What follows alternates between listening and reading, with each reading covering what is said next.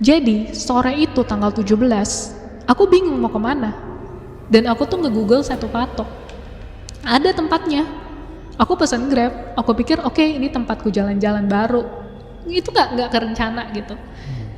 Kalau kalian tahu satu patok ini ternyata adalah tempat di mana aku nemuin kuburanku sendiri. Karena memang aku punya sense untuk bisa ngerasain perasaan orang lain. Aku tuh ngerasain juga, aku coba nge-scan dia kan. Awalnya aku nggak nyadar kalau dia tuh tidak ada gitu. Aku kira dia manusia. Aku nge-scan dia dan perasaan dia tuh menunggu sesuatu yang dalam sekali dan rasa kesepiannya tuh kesepian banget gitu loh.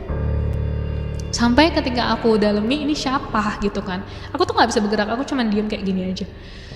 Aku dalemi itu siapa, ternyata itu tuh aku sendiri. Boleh di-spill sedikit dulu aja kisi-kisinya seperti apa nih cerita yang mau Kak Cecil ceritain nanti.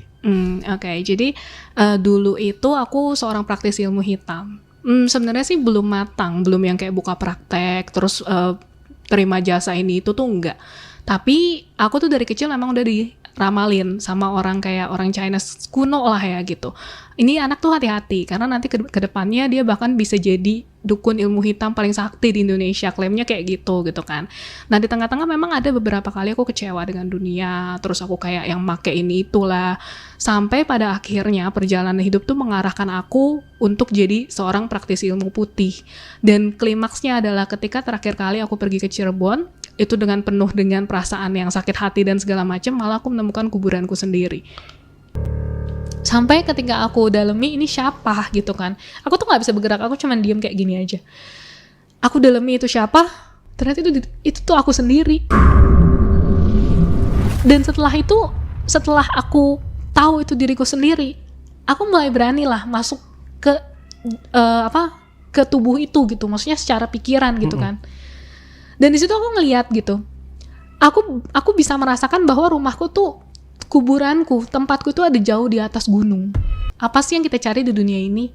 Lahir di alam dunia itu cuma sementara, paling cuma 80 tahun kita meninggal.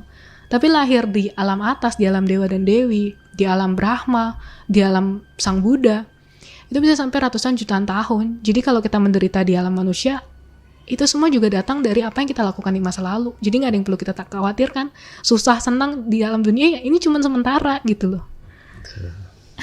Oke, hampir sama aja sih sebenarnya ya sama agama-agama lain juga Kak ya.